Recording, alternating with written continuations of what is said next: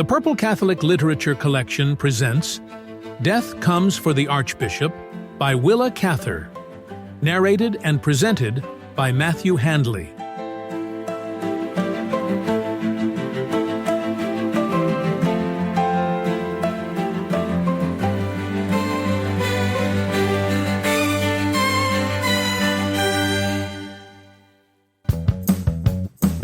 Hello, everyone, and welcome to the program. I'm Matthew Handley. This is episode 6 of Death Comes for the Archbishop, and today we are reading Chapter 4, Snake Root. In this chapter, Bishop Latour continues his travel with Jacinto and ends up experiencing a sacred place in Indian culture. Later in the program, I will be expounding on a letter on the usefulness of literature in priestly formation by the late Pope Francis. As a reminder, you can get a paperback or Kindle version of this book right now on Amazon.com. Links are available in the description, and that way you can read along with the program. Right now, Death Comes for the Archbishop.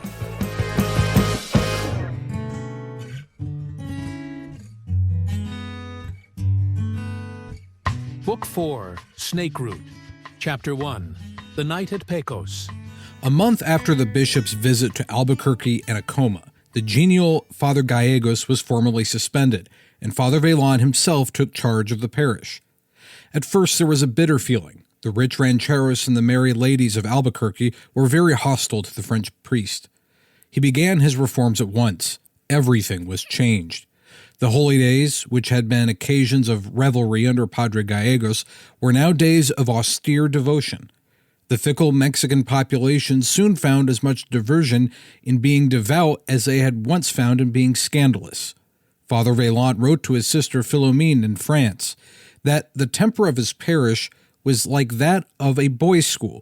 Under one master, the lads try to excel one another in mischief and disobedience. Under another, they vie with each other for acts of loyalty. The novena preceding Christmas, which had long been celebrated by dances and hilarious merrymaking, was this year a great revival of religious zeal. Though Father Velan had all the duties of a parish priest at Albuquerque, he was still vicar general, and in February the bishop dispatched him on an urgent business to Las Vegas. He did not return on the day that he was expected, and when several days passed with no word from him, Father Latour began to feel some anxiety. One morning at daybreak, a very sick Indian boy rode into the bishop's courtyard on Father Joseph's white mule Jacinto, bringing bad news. The padre, he said, had stopped at his village in the Pecos Mountains, where the black measles had broken out, to give the sacrament to the dying, and had fallen ill of sickness. The boy himself had been well when he'd started for Santa Fe, but had become sick on the way. The bishop had the messenger put into the woodhouse, an isolated building at the end of the garden where the Sisters of Loretto could tend to him. He instructed the Mother Superior to pack a bag with such medicines and comforts for the sick as he could carry, and told Fructosa, his cook, to put up for him on the provisions that he usually took on his horseback journeys. When his man brought a pack mule and own mule, Angelica, to the door, Father Latour, already in his rough-riding breeches and buckskin jacket, looked at the handsome beast and shook his head. "No, leave her with Jacinto. The new army mule is heavier and will do for this journey." The bishop rode out of Santa Fe 2 hours after the Indian messenger rode in. He was going direct to the pueblo of Pecos, where he could pick up Jacinto. It was late in the afternoon when he reached the pueblo, lying low on its red rock ledges, half surrounded by a crown of fir-clad mountains, and facing a sea of junipers and cedars.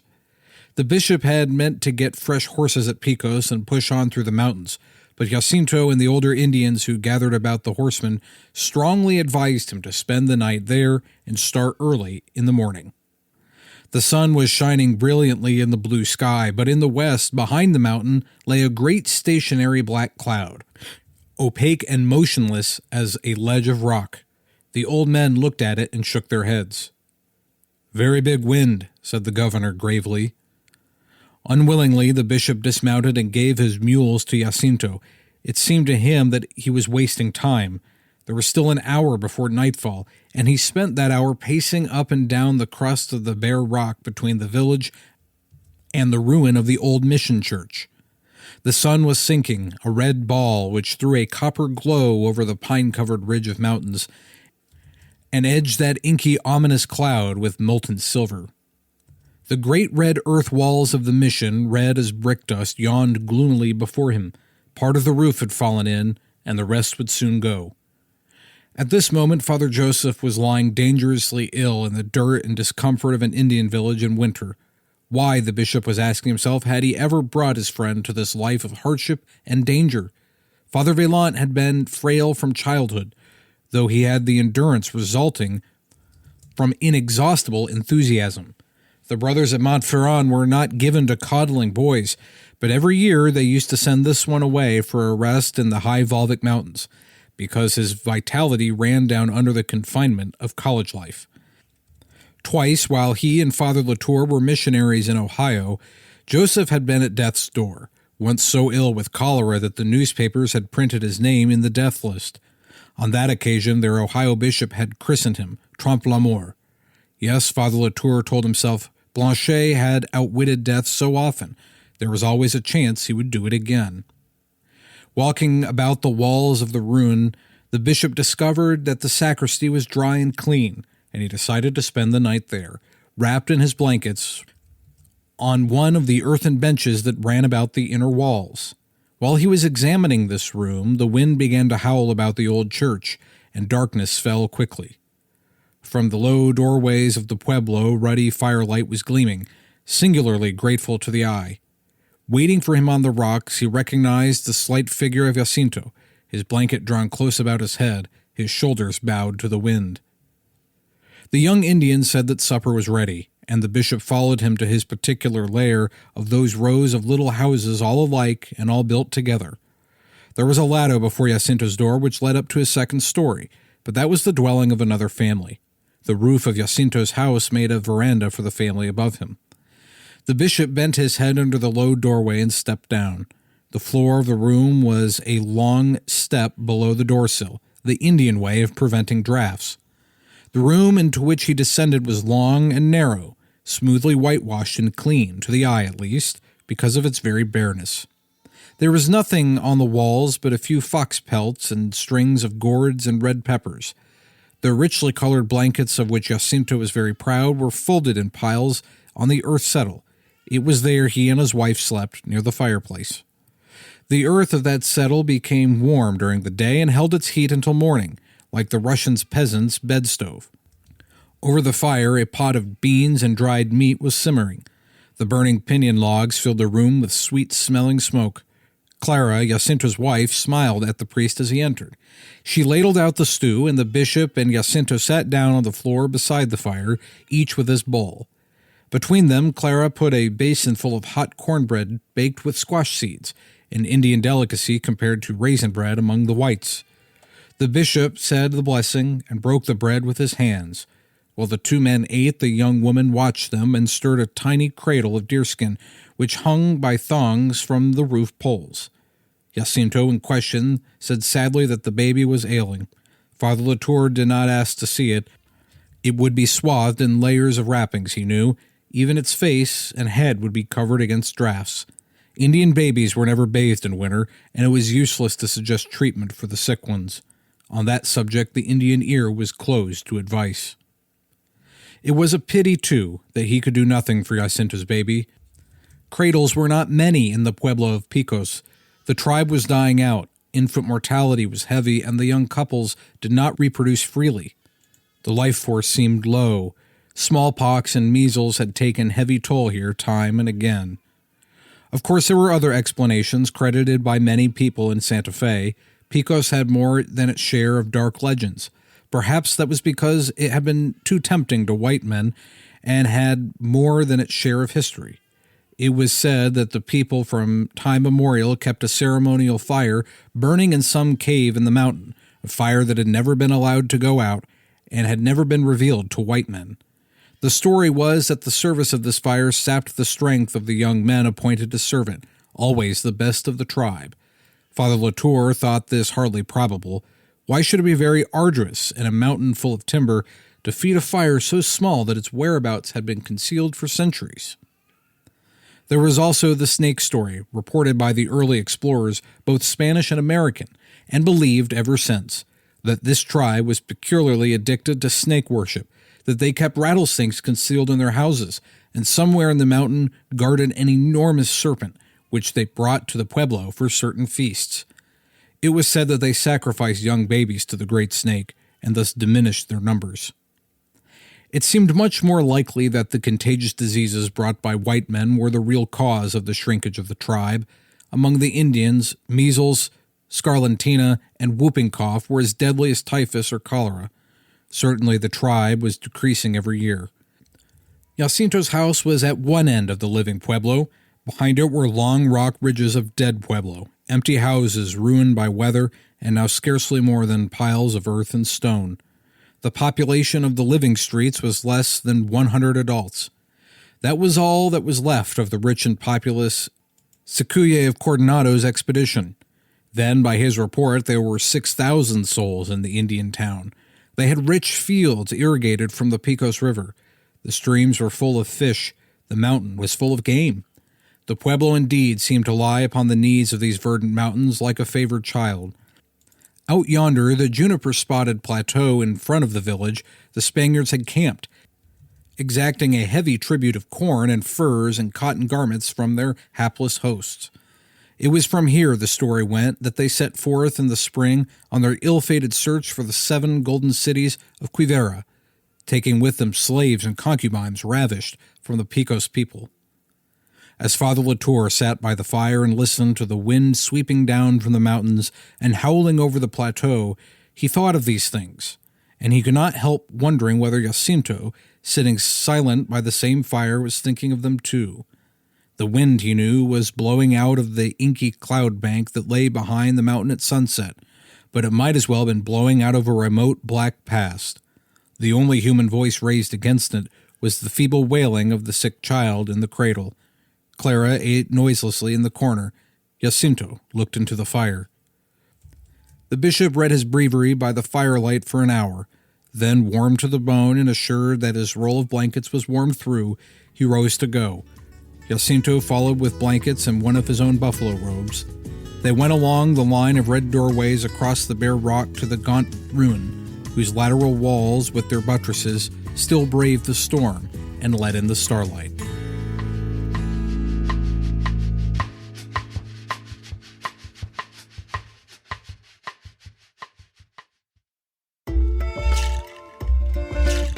Chapter 2. Stone Lips. It was not difficult for the bishop to waken early. After midnight, his body became more and more chilled and cramped. He said his prayers before he rolled out of his blankets, remembering Father Vaillant's maxim that if you said your prayers first, you would find plenty of time for other things afterward. Going through the silent pueblo to Jacinto's door, the bishop woke him and asked him to make a fire. While the Indian went to get the mules ready, Father Latour got his coffee pot and tin cup out of his saddlebags and a round loaf of Mexican bread. With bread and black coffee, he could travel day after day. Jacinto was starting without breakfast, but Father Latour made him sit down and share his loaf. Bread is never too plenty in Indian households. Clara was still lying on the settle with her baby. At 4 o'clock they were on the road, Jacinto riding the mule that carried the blankets. He knew the trails through his own mountains well enough to follow them in the dark. Toward noon, the bishop suggested to halt to rest the mules, but his guide looked at the sky and shook his head. The sun was nowhere to be seen. The air was thick and gray and smelled of snow. Very soon the snow began to fall, lightly at first, but all the while becoming heavier. The vista of pine trees ahead of them grew shorter and shorter through the vast powdering of the descending flakes. A little after midday, a burst of wind sent snow whirling in coils about the travelers, and a great storm broke. The wind was like a hurricane at sea, and their air became blind with snow. The bishop could scarcely see his guide, saw only parts of him, now a head, now a shoulder, now only the back rump of his mule. Pine trees by the way stood out for a moment, then disappeared absolutely in the whirlpool of snow. Trail and landmarks, the mountain itself, were obliterated. Jacinto sprang from his mule and unstrapped the roll of blankets. Throwing the saddlebags to the bishop, he shouted, "Come, "I know a place. Be quick, Padre." The bishop protested they could not leave the mules. Jacinto said the mules must take their chance. For Father Latour, the next hour was a test of endurance. He was blind and breathless, panting through his open mouth. He clambered over half-visible rocks, fell over prostrate trees, sank into deep holes and struggled out, always following the red blankets on the shoulders of the Indian boy, which stuck out when the boy himself was lost to sight. Suddenly, the storm seemed thinner. The guide stopped short. They were standing, the bishop made out, under an overhanging wall of rock, which made a barrier against the storm. Jacinto dropped the blankets from his shoulder and seemed to be preparing to climb the cliff. Looking up, the bishop saw a peculiar formation in the rocks, two rounded ledges, one directly over the other, with a mouth-like opening between them. They suggested two great stone lips, slightly parted and thrust outward. Up to this mouth Jacinto climbed quickly by footholds well known to him. Having mounted, he lay down on the lower lip and helped the bishop to clamber up. He told Father Latour to wait for him on this projection while he brought up the baggage. A few moments later, the bishop slid after Jacinto and the blankets through the orifice into the throat of the cave. Within stood a wooden ladder, like that used in kivas, and down this he easily made his way to the floor. He found himself in a lofty cavern, shaped somewhat like a Gothic chapel of vague outline. The only light within was that which came through the narrow aperture between the stone lips. Great as was his need of shelter, the bishop, on his way down the ladder, was struck by a reluctance, an extreme distaste for the place.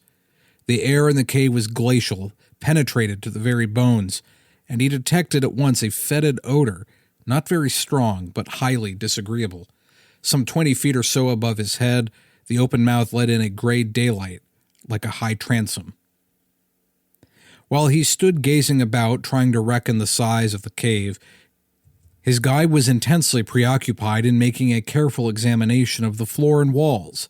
At the foot of the ladder lay a heap of half-burned logs. There had been a fire there, and had been extinguished with fresh earth. A pile of dust covered what had been the heart of the fire. Against the cavern wall was a heap of pinyon faggots neatly piled. After he had made a minute examination of the floor, the guide began cautiously to move this pile of wood, taking the sticks up one by one and putting them in another spot. The bishop supposed that he would make a fire at once, but he seemed in no haste to do so. Indeed, when he had moved the wood, he sat down on the floor and fell into reflection. Father Latour urged him to build a fire without further delay. "Padre," said the Indian boy, "I do not know if it was right to bring you here. This place is used by my people for ceremonies, and is known only to us. When you go out of here, you must forget." "I will forget, certainly, but unless we can have a fire, we had better go back into the storm. I feel ill here already." Jacinto unrolled the blankets and threw the driest one about the shivering priest. Then he bent over the pile of ashes and charred wood, but what he did was select a number of small stones that had been used to fence in the burning embers. These he gathered in his serape and carried to the rear wall of the cavern where, a little above his head, there seemed to be a hole. It was about as large as a very big watermelon, of an irregular oval shape. Holes of that shape are common in the black volcanic cliffs of the Pajarito Plateau, where they occur in great numbers. This one was solitary, dark, and seemed to lead into another cavern. Though it lay higher than Jacinto's head, it was not beyond easy reach of his arms, and to the bishop's astonishment, he began deftly and noiselessly to place the stones he had collected within the mouth of this orifice, fitting them together until he had entirely closed it. He then cut wedges from the pinyon faggots and inserted them into the cracks between the stones. Finally, he took a handful of the earth that had been used to smother the dead fire, and mixed it with the wet snow that had been blown between the stone lips. With this thick mud he plastered over his masonry and smoothed it with his palm. The whole operation did not take a quarter of an hour. Without comment or explanation, he proceeded to build a fire. The odor so disagreeable to the bishop soon vanished before the fragrance of the burning logs. The heat seemed to purify the rank air. At the same time, it took away the deathly chill, but the dizzying noise in Father Latour's head persisted. At first he thought it was vertigo, a roaring in his ears brought on by cold and changes in his circulation. But as he grew warm and relaxed, he perceived an extraordinary vibration in this cavern. It hummed like a hive of bees, like a heavy roll of distant drums. After a time, he asked Jacinto whether he too noticed this. The slim Indian boy smiled for the first time since they had entered the cave. He took up a faggot for a torch and beckoned the padre to follow him along the tunnel which ran back into the mountain, where the roof grew much lower, almost within reach of the hand. There Jacinto knelt down over a fissure in the stone floor, like a crack in china, which was plastered up with clay. Digging some of this out with his hunting knife, he put his ear to the opening, listened for a few seconds, and motioned the bishop to do likewise. Father Latour lay with his ear to this crack for a long while, despite the cold that arose from it. He told himself he was listening to one of the oldest voices of the earth. What he heard was the sound of a great underground river flowing through a resounding cavern.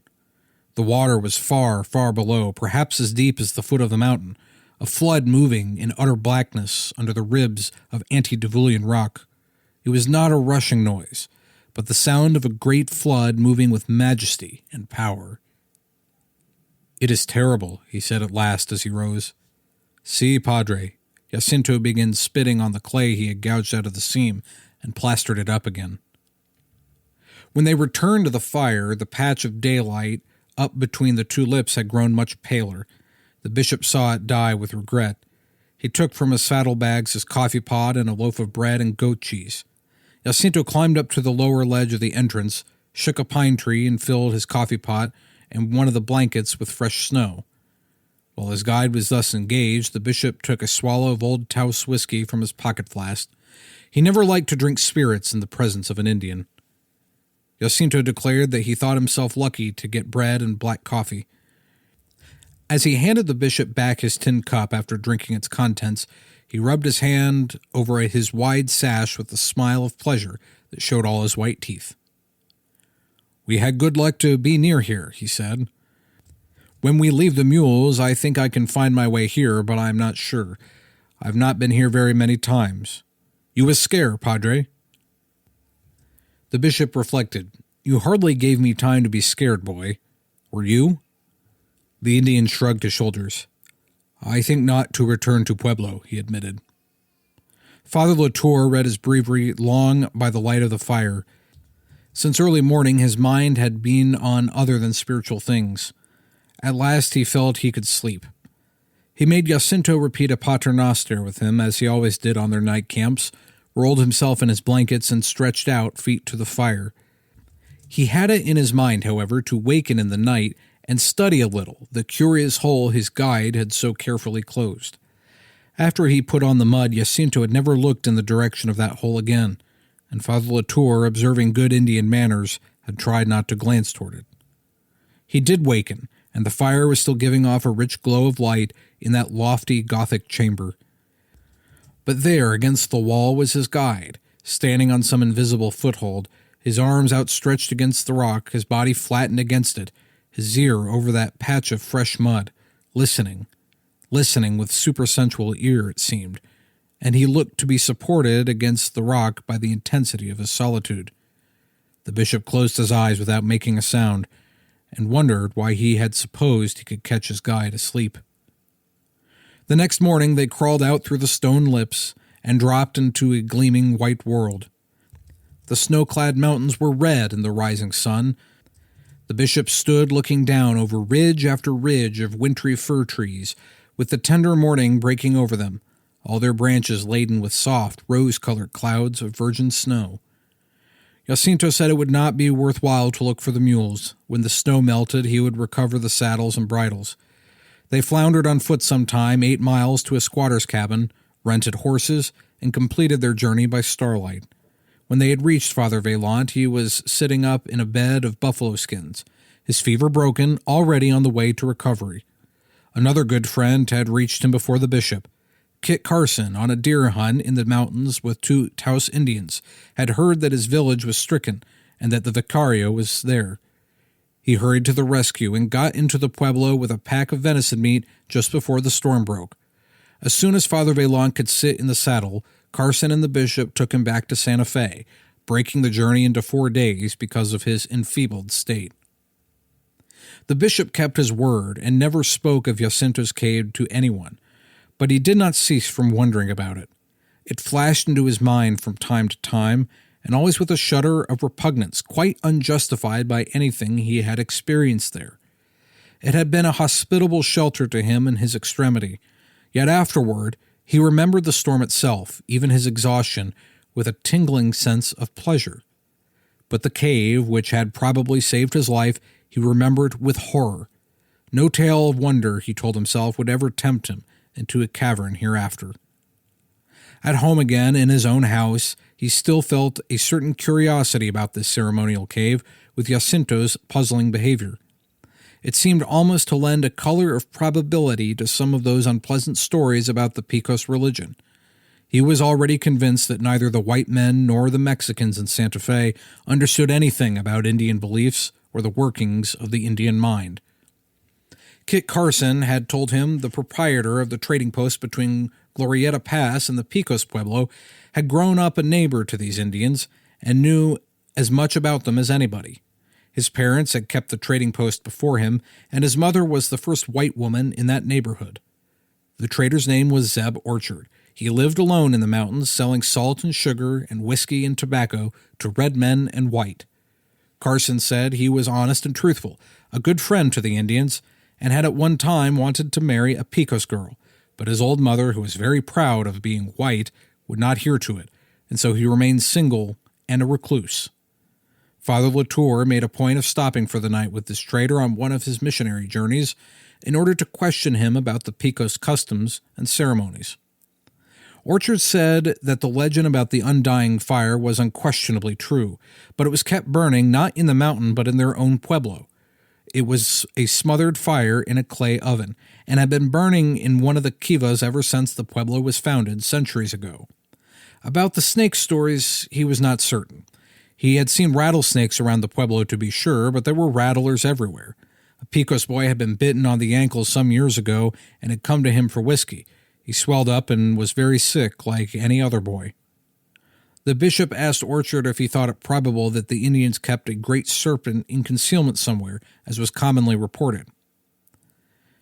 "They do keep some sort of varmint out in the mountain that they bring in for their religious ceremonies," the trader said. "But I do not know if it's a snake or not. No white man knows anything about Indian religion, Padre." As they talked further, Orchard admitted that when he was a boy, he had been very curious about these snake stories himself, and once, at their festival time, he had spied on the Picos men, though it was not a very safe thing to do.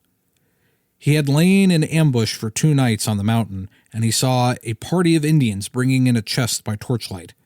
It was about the size of a woman's trunk, and it was heavy enough to bend the young aspen poles on which it was hung. "If I'd seen white men bringing in a chest after dark," he observed, "I could have made a guess at what was in it, money or whiskey or firearms, but seeing it was Indians, I can't say. It might have been the only queer-shaped rocks their ancestors had taken a notion to. The things they value most are worth nothing to us.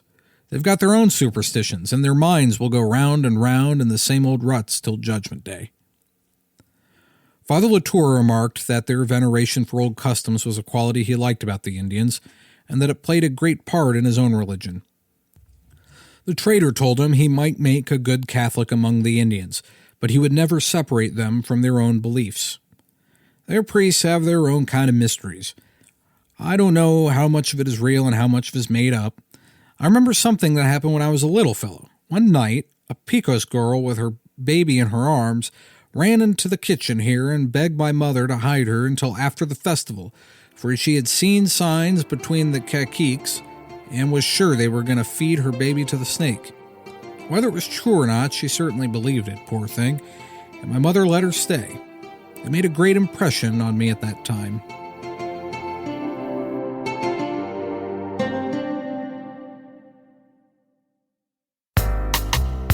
Coming up, some seminaries have reacted to the obsession with screens and with toxic, superficial, and violent fake news by devoting time and attention to literature. They have done this by setting aside time for tranquil reading and for discussing books. Now this. Support for this program comes from Audible, an audiobook and spoken word entertainment service offering a wide selection of audiobooks, podcasts, and Audible originals, including titles such as Pope Francis's God is Young and Pope Benedict XVI's Jesus of Nazareth. More information is available at audibletrial.com/purple. And by NordPass, a password management service for individuals and businesses.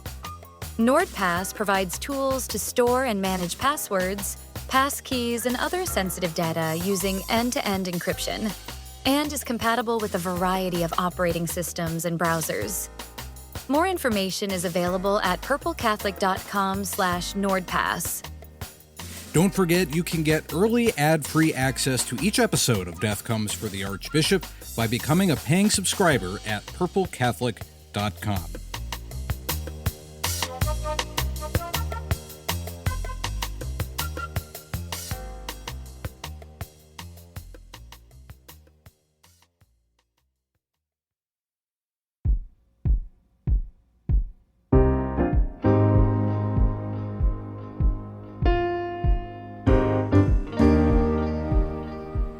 Hello, everyone, and welcome back to the program. I'm Matthew Handley.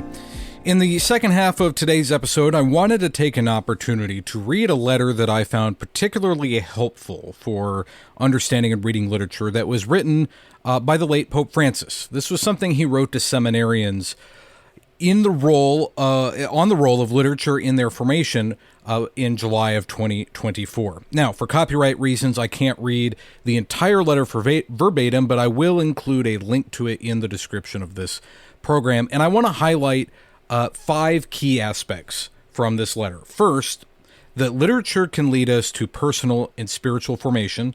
Literature helps us better understand and better engage with the culture. It's useful for training for priests and for those interested in theology. It helps us with empathy and discernment, and it helps us understand language and revelation. And so with those points, I want to go ahead and start with this letter. I'm beginning in paragraph 3, but I encourage you to read the entire thing if you have the opportunity.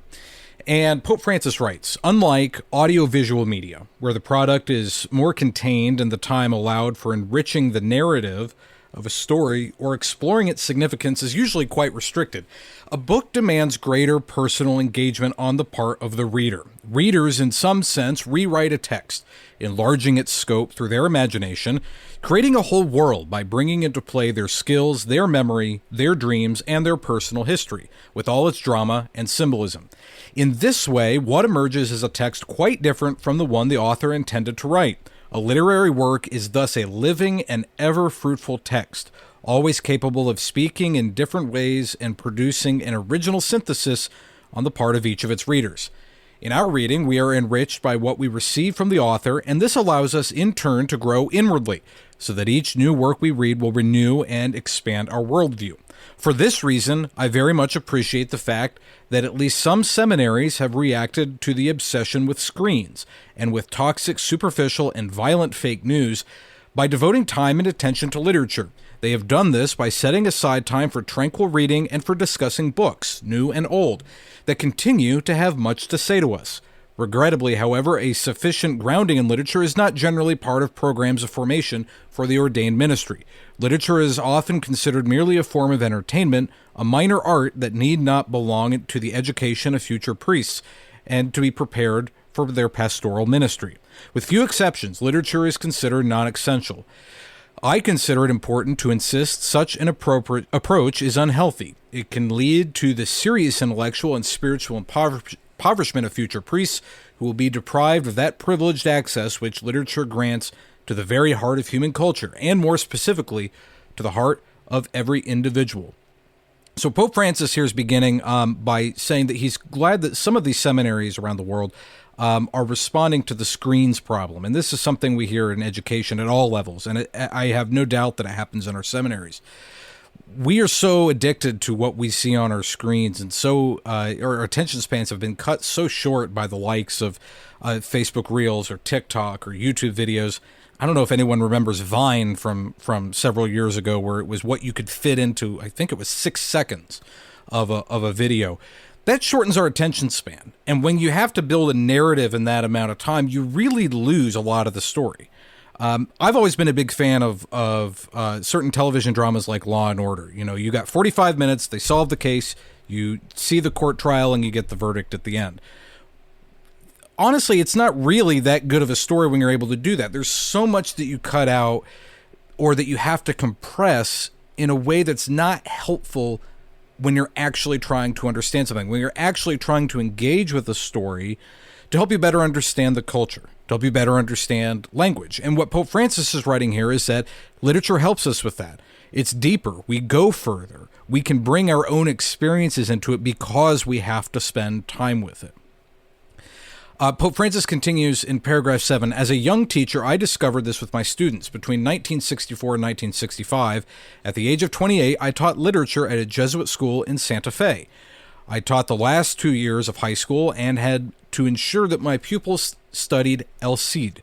The students were not happy. They used to ask if they could read Garcia Lorca instead, so I decided that they could read El Cid at home, and during the lessons I would discuss the authors the students liked best. Of course, they wanted to read contemporary literary works.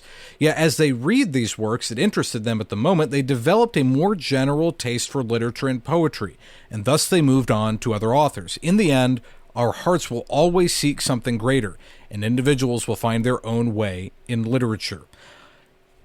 Francis, again, writing here, it's good to engage with modern texts, because what modern texts do is they help us to engage the great works. In the first episode of this series, I talked with Dr. Marcus Peter, and he explained that his favorite great work was The Lord of the Rings, and the deepness and richness that you find in the story there. I personally am a fan of C.S. Lewis. I like the way that he goes into depth, both in the Chronicles of Narnia, and I also am a fan of his weird exposition of the afterlife in The Great Divorce. Others like the novel we're doing here on this program, Death Comes for the Archbishop. They might like William Faulkner or Flannery O'Connor, two great American writers. But what we see is that by engaging even with some things that might be just a short murder mystery novel, we can go deeper. It invites us and gives us that taste of what can be achieved by engaging with great literature and with poetry, as Pope Francis writes. He continues, I, for my part, love the tragedians because we can all embrace their works as our own, as expressions of our own personal drama. In weeping for the fate of their characters, we essentially are weeping for ourselves, for our own emptiness, shortcomings, and loneliness. Naturally, I'm not asking you to read the same things that I did. Everyone will find books that speak to their own lives and become authentic companions of their journey. There is nothing more counterproductive than reading something out of a sense of duty, making considerable effort simply because others have said it is essential. On the contrary, while always being open to guidance, we should select our reading with an open mind. I know when I was in high school and even in college, we were told to read certain books for different classes, and sometimes it can be rather frustrating, and that's what he's talking about here, out of sense of duty. An example in my adult life, however, would be Thomas Merton's Seven-Story Mountain.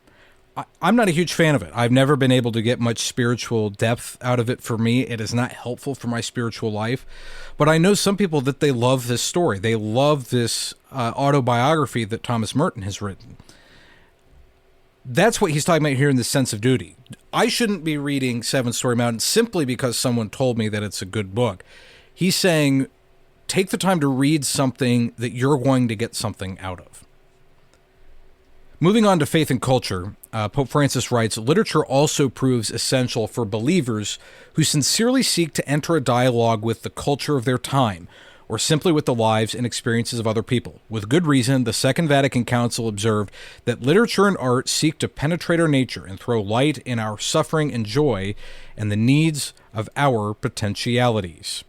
There, Pope Francis is quoting from the Pastoral Constitution on the Church in the Modern World, Gaudium et Spes. This is where he gets into talking about how it's helpful for literature to engage with the culture. When we read stories like Death Comes for the Archbishop, we can understand what life was like in the American Southwest. When we talk to people like John Pinero, Dr. John Pinero, over the last couple of weeks, and we get that cultural context of what attitudes towards Americans were like in the American Southwest, it makes it easier for us to understand our history. It gives us some context It helps us better believe the things that we believe because we can see what other people have done and what other people have gone through in order to keep the faith alive here in America. How can we reach the core of cultures ancient and new if we are unfamiliar with, disregard, or dismiss their symbols, messages, artistic expressions, and the stories with which they captured and evoked their loftiest ideals and aspirations, as well as their deepest sufferings, fears, and passions? This is a great example here why we should read classical literature. And I'm thinking in particular here, Homer's Iliad and the Odyssey, Virgil's Aeneid. If we get into the English literature, we can think about the Canterbury Tales by Geoffrey Chaucer. We can even think about Paradise Lost by Milton. And the reason I'm selecting each of these and saying that they're important in this context is what Pope Francis is saying here. Because of the time that they were written in, they're showing what was idealistic in that society. In Homer, it's the virtue of heroism. You see in the Odyssey, you have Odysseus coming home after the Iliad and all the plights that he has had to go through on his 10-year journey in order to return home. We see a very similar story in the Aeneid. In fact, Italian literature, a great example is Dante's Inferno, where Dante is guided by Virgil into the descent of hell, into purgatory, and later Virgil's not allowed to enter into heaven, but he is led into heaven by the woman that he loves, Beatrice. And again, with English literature, we have Geoffrey Chaucer's Canterbury Tales, a satire, essentially, on what the upper class was like in the Middle Ages. These tell us things about the culture. These tell us things about what life was like and what was held in high esteem and what should be laughed at. And what we should say, that's not, that kind of thing doesn't really make sense. The Church, Pope Francis writes, in her missionary experience has learned how to display all her beauty, freshness, and novelty in her encounter, often through literature. Think Dante's Inferno again and the Divine Comedy. With the different cultures in which her faith has taken root without hesitating to engage with and draw upon the best of what she has found in each culture. This approach has freed her from the temptation to a blinkered, fundamentalist self-referentiality, that would consider a particular cultural historical grammar as capable of expressing the entire richness and depth of the gospel. Many of the doomsday prophecies that presently seek to sow despair are rooted precisely in such a belief. Contact with different literary and grammatical styles will always allow us to explore more deeply the polyphony of divine revelation without impoverishing it or reducing it to our own needs or ways of thinking. In paragraph 11, he continues, "It was thus no coincidence that Christian antiquity, for example, clearly realized the need for serious engagement with the classical culture of the time. Basil of Caesarea, one of the Eastern Church Fathers, in his Discourse to the Young, composed between 370 and 375, and most likely addressed to his nieces and nephews, extolled the richness of classical literature produced by hoi exothen," that's Greek for those outside, as he called the pagan authors. He saw this both in terms of its argumentation, that is, its logoi, discourses, useful for theology and exegesis, and its ethical content, mainly the praxeus, acts and conduct, helpful for the ascetic and moral life. Basil concluded this work by urging young Christians to consider the classics as ephoidion, viaticum, for their education and right training, meaning of profit for the soul. It was precisely from that encounter between Christianity and the culture of the time that a fresh presentation of the gospel message emerged. Here Pope Francis is giving the example, Basil, using the writers of Greece and Rome to explain how we can use these and how they can be helpful for the ascetic and moral life. In paragraph 14, Pope Francis continues, "Before exploring the specific reasons of why the study of literature should be encouraged in the training of future priests, I would like first to say something about the contemporary religious landscape." He's going to be critiquing us here. The return to the sacred and the quest for spirituality which mark our own time are ambiguous phenomena. Today, our challenge is not so much atheism as the need to respond adequately to many people's thirst for God, lest they try to satisfy it without alienating solutions or with a disembodied Jesus. there, Pope Francis is quoting another work here from the Apostolic Exhortation Evangelii Gaudium. The urgent task of proclaiming the gospel in our time demands that believers, and priests in particular, ensure that everyone be able to encounter Jesus Christ made flesh, made man, made history.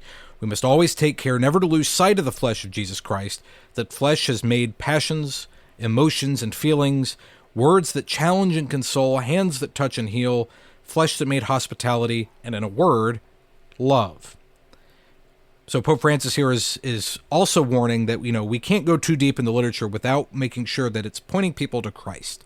That's our goal, bringing people to our Savior, Jesus. From a practical point of view, many scientists argue that the habit of reading has numerous positive effects on people's lives, helping them to acquire a wider vocabulary and thus develop broader intellectual abilities. It stimulates their imagination and creativity, enabling them to learn to tell their stories in richer and more expressive ways. It also improves their ability to concentrate, reduces levels of cognitive decline, and calms stress and anxiety. This is where literature... One of the reasons I'm a big fan of reading literature and advocating on behalf of reading literature and good works. I get frustrated by the world that Twitter, in a sense, has created, where you have, and I mentioned Vine and TikTok and those as well. With that short period of time, you have to say something. It is impossible to fully express the idea that you are trying to convey, particularly when you're talking about something important like the gospel. It is impossible to express it in 250 characters or in a 6-second video. You have to dumb it down. And when you dumb it down, it is no longer useful. You are losing the beauty that we find in our faith. Even more, reading prepares us to understand and thus deal with various situations that arise in life. In reading, we immerse ourselves in the thoughts, concerns, tragedies, dangers, and fears of characters who in the end overcome life's challenges. I mentioned Homer earlier. He has to go through his many plights.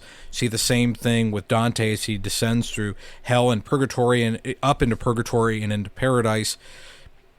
It's the classic hero's journey. You have the denial and then the challenge, and then eventually the person comes out better. In paragraph 20, Pope Francis continues, "When I think of literature, I'm reminded of what the great Argentinian writer Jorge Luis Borges used to tell his students, namely that the most important thing is simply to read, to enter into direct contact with literature, to immerse oneself into the living text in front of us, rather than to fixate on ideas and critical comments." Borges explains this idea to his students by saying that at first they may understand very little of what they are reading.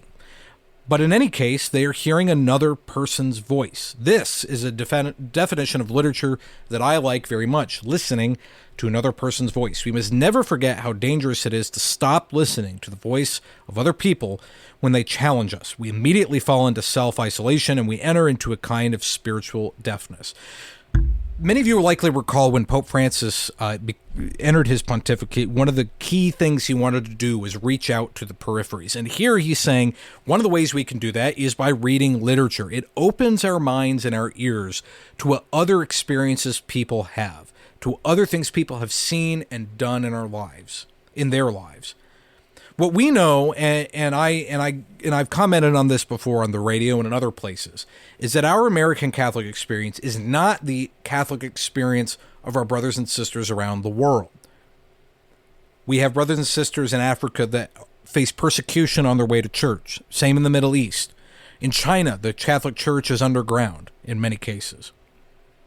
Their experience of the faith and their experience of God is very different from what you or I experience here in America. When we read stories and when we read people's accounts of their faith, it gives us that perspective that we can't experience ourselves. I mentioned in a previous episode that, as a man, I will never have the experience of being a mother. My wife knows what it's like to be a mother, but she will never know what it's like to be a father. In the same way that many religious sisters will never know what it's like to be a priest, and a priest never know what it's like to be a religious sister. We have to read each other's accounts. We have to listen to each other to have that understanding of what people experience. This gives us hearing to our spiritual deafness, as Pope Francis puts it. He cites St. Paul VI when he had an exhortation to writers and artists in 1964. He wrote, "We need you. Our ministry needs your cooperation. For as you know, our ministry is to preach and to ensure that the world of the Spirit, of the invisible, of the ineffable God, is accessible and imaginable." Literature can do that. Literature shows us how we can experience God through different ways. Pope Francis continues, "The marvelous diversity of humanity and the diachronic and synchronic plurality of cultures and fields of learning become, in literature, a language capable of respecting and expressing all their variety. At the same time, they translate into a symbolic grammar that makes them meaningful to us, not foreign, but shared. When we read a story, thanks to the descriptive powers of an author, each of us can see before our eyes the weeping of an abandoned girl, an elderly woman pulling the covers over her sleeping grandson, the struggles of a shoekeeper trying to eke out a living, the shame of one who bears the brunt of constant criticism. As Jean Cocteau wrote to Jacques Maritain, literature is impossible. We must get out of it. No use trying to get out of it through literature. Only love and faith enable us to go out of ourselves." Literature is not relativistic, Pope Francis writes. It does not strip us of values. The symbolic representation of good and evil, of truth and falsehood, as realities that in literature take the form of individuals and collective historical events, and it does not dispense from moral judgment, but prevents us from blind or superficial condemnation. As Jesus tells us in Matthew chapter 7, "Why do you see the speck in your neighbor's eye, but do not notice the log in your own?" Finally, Pope Francis concludes on the spiritual power of literature. He writes, "It brings us back to the primordial task of being entrusted by God to our human family, the task of naming other beings and things. The mission of being the steward of creation assigned by God to Adam entailed before all else the recognition of his own dignity and the meaning of the existence of other beings. Priests are likewise entrusted with this primordial task of naming, of bestowing meaning, of becoming instruments of communion between creation and the Word made flesh and his power to shed light on every dimension of our human condition." He concludes the letter by saying, "The affinity between priest and poet thus shines forth in the mysterious and indissoluble sacramental union between the divine word and our human words, giving rise to a ministry that becomes both a service of listening and compassion, a charism that becomes responsibility, a vision of true and the good that discloses itself as beauty." Again, I've been reading from a letter by Pope Francis on the formation of seminarians and the role of literature and their formation. I'll have it linked in the show notes of this description, and I appreciate you joining me today on Death Comes for the Archbishop.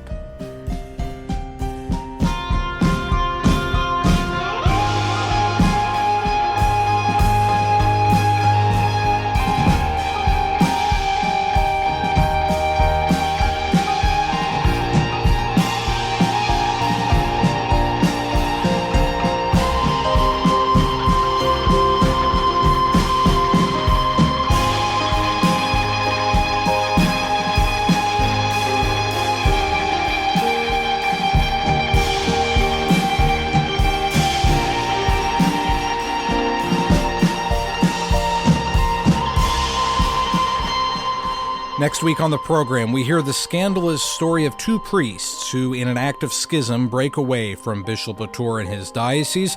Only one of them returns to the church at his death. I'm Matthew Handley. Lord willing, I'll talk to you then. Goodbye.